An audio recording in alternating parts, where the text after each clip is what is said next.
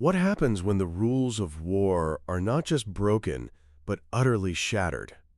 In the grand, blood-soaked tapestry of history, the concept of war crimes is modern, but the acts themselves?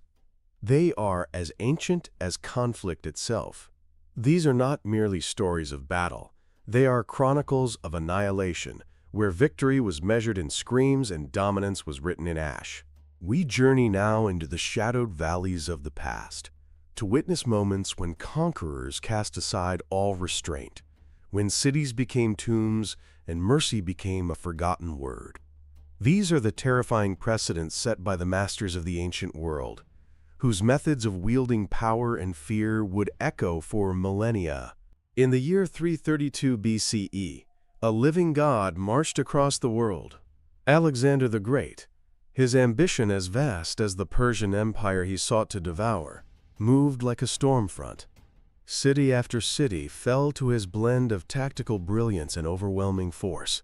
But then, he reached the sea and saw Tyre.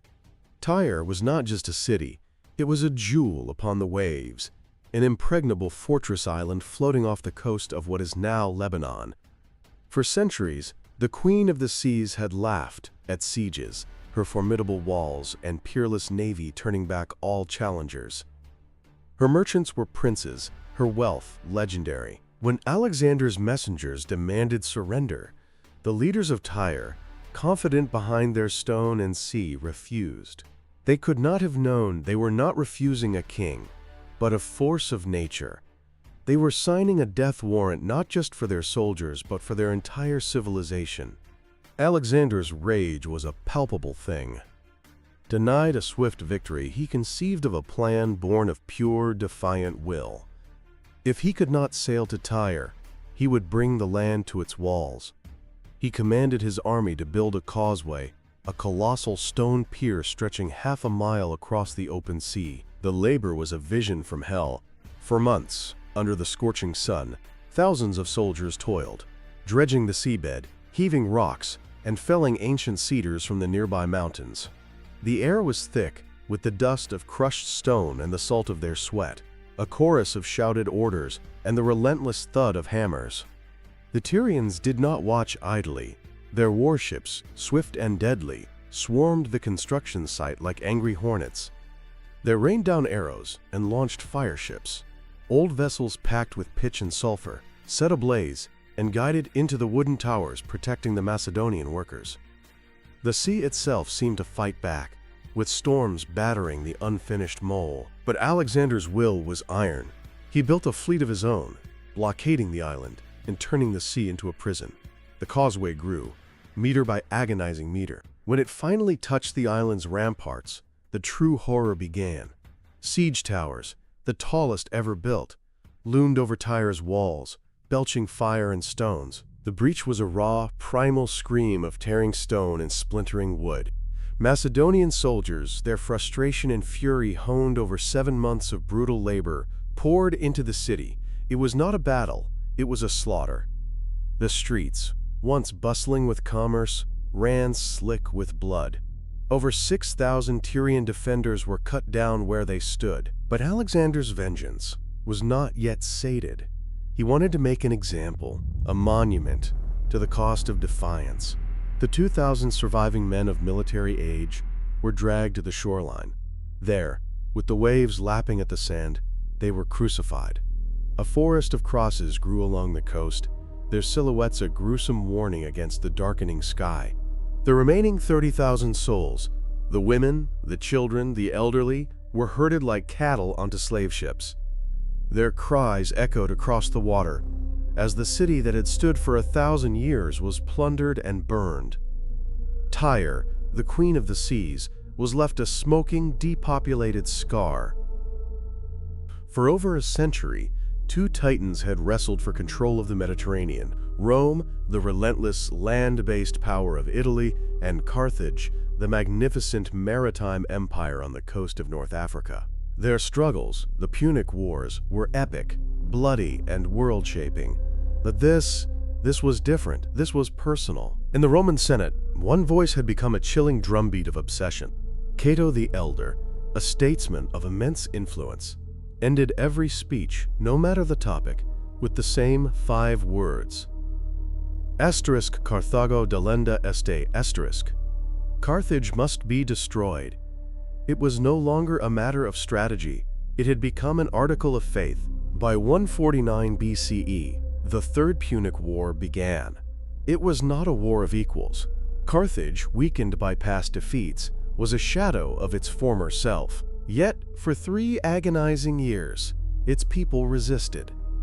They melted down statues for bronze, wove catapult ropes from their women's hair, and fought with the ferocity of a cornered animal. But in 146 BCE, the end came. Roman legions, commanded by Scipio Aemilianus, finally breached the city's legendary triple walls. What followed was not conquest. It was a methodical, state-sanctioned extermination that would stain the pages of history for all time.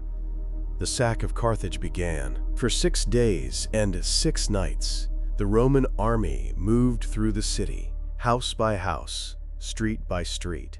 The historian Polybius, an eyewitness, described scenes of unspeakable horror. The narrow streets were so choked with the dead and dying that soldiers had to clear paths through the bodies. There was no distinction between soldier and civilian. Of the estimated 700,000 people who called Carthage home, only 50,000 survived the initial onslaught. These were the lucky ones. Huddled in the citadel of Byrsa, starved and broken, they surrendered, only to be sold into slavery, their identities scattered and lost to the winds of the empire. But even this was not enough for Rome. The city itself had to die. Scipio's soldiers were ordered to raze it to the ground. Temples, villas, markets, homes, everything was torn down, stone by stone. Fires were set that burned for days, casting a hellish glow visible for miles, the smoke a funeral pyre for a civilization. The historian Appian wrote of the final moments. He described Roman soldiers, drunk on victory and bloodlust, butchering the unarmed, the elderly, and the children who cowered in the ruins. They spared no one. The air was filled with the stench of burning flesh and the silence that follows a massacre. Legend says that the Romans then plowed the land and sowed it with salt, a final symbolic curse to ensure that nothing would ever grow there again. Carthage, the vibrant heart of a great empire, was reduced to rubble and a bitter memory, a testament to Rome's capacity for total, unforgiving destruction. Long before Rome cast its long shadow, another empire ruled through fear. From the 10th to the 7th centuries BCE, the Assyrians dominated Mesopotamia, their name a whispered curse across the Near East. Their armies were not just instruments of conquest, they were engines of psychological warfare, designed to break the will of nations before a single arrow was loosed. To be an enemy of Assyria was to know the true meaning of terror. Their kings, men like Ashurnasirpal II and Tiglath-Pileser III, were not ashamed of their brutality. They celebrated it. They carved their deeds onto stone reliefs and obelisks for all to see, creating a permanent record of their cruelty. These were not simple boasts of victory, they were detailed, gruesome catalogs of horror. One of their most infamous practices was flaying. Captive rulers and rebels would be skinned alive, their still-breathing bodies a spectacle of agony. Their skins would then be pegged to the walls of the conquered city, a leathery, human tapestry of warning. Impaling was another favored method. Thousands of prisoners would be forced onto sharpened stakes erected outside city gates. They would be left to die slowly, over days, their agonizing screams a constant reminder to the city's survivors of the price of resistance. The sight and sound were designed to shatter the morale of anyone who might dare to defy the Assyrian war machine. The historian Diodorus Siculus, writing centuries later, chronicled their methods. He described how they would systematically dismember their prisoners, cutting off hands, feet, noses, and ears, leaving them as grotesque, living monuments to Assyrian wrath. This wasn't battlefield rage. It was cold, calculated policy. If a city dared to rebel, its fate was sealed. Mass executions were the norm. Reliefs show Assyrian soldiers methodically beheading rows of captives, their heads piled into gruesome pyramids. Others were burned alive, their cities turned into vast ovens. The goal was not just to defeat an enemy, but to terrorize their neighbors into immediate submission. This reign of terror, however, was a double-edged sword. For centuries it worked, keeping a vast and resentful empire in line. But the hatred for Assyria festered and grew. They had made too many enemies, burned too many bridges. By the 7th century BCE, their cruelty came back to haunt them. A grand coalition of their most bitter foes, the Babylonians, the Medes, and the Scythians, rose up in a great wave of vengeance. In 612 BCE, they laid siege to the Assyrian capital, Nineveh, the City of Blood. When its walls fell, the conquerors showed the Assyrians the same mercy they had shown the world: none. The empire built on terror was drowned in a river of its own making. In the 13th century, a storm galloped out of the east, a force of nature on horseback that would redraw the map of the world. The Mongol Empire, forged by the will of Genghis Khan, was a marvel of speed, strategy, and unparalleled brutality. They were the masters of the open battlefield, but their methods of siege warfare descended into the realm of nightmares. In 1346, the Mongol horde, led by a descendant of the great Khan, laid siege to the Genoese trading port of Kaffa in the Crimea. The city's high walls and access to the sea had held the Mongols at bay. The siege stagnated, disease festering in the Mongol camp. But where others saw a crisis, the Mongols saw an opportunity. They had a new weapon, born of pestilence. The bodies of their own soldiers, dead and dying from what was likely the bubonic plague, were loaded into their giant catapults. The Genoese defenders watched in horror as, instead of stones, human corpses began arcing over their walls, landing with a sickening thud in the streets and wells. It was one of the first and most terrifying instances of biological warfare in history. The stench of death and disease filled the city. Panic erupted. Many historians believe that Genoese ships fleeing Kaffa carried the plague-infested rats with them, helping to unleash the Black Death upon Europe, a pandemic that would claim tens of millions of lives. But the Mongols' cruelty was most stark when driven by revenge. In 1221, the great Silk Road city of Nishapur in modern-day Iran made a fatal mistake. After initially surrendering, the city rebelled, and in the uprising, Tokuchar, Genghis Khan's own son-in-law, was killed. The news reached the Khan, and his grief curdled into a genocidal rage. He gave a single, chilling order. The entire population of Nishapur was to be exterminated. No one was to be spared, not even the cats and dogs, so that no living thing would remain. His daughter, widowed by the rebellion, reportedly asked that every person in the city be beheaded so she could look upon their faces. The Mongol army, led by the Khan's youngest son, carried out the order with horrifying efficiency. The Persian historian Juvayni recorded the event. For days, the slaughter continued. Men, women, and children were herded out of the city and systematically butchered. The death toll is impossible to confirm, but contemporary accounts claim it reached a staggering 1.7 million. To ensure the order was followed, the soldiers were commanded to build separate, ghoulish pyramids of the skulls of men, women, and children. Nishapur, once a vibrant center of culture and learning, became a silent, sprawling graveyard. This was the Mongol way: submit, and you might live as a subject. Resist, and your entire world would be turned to dust and bone. The late 8th century.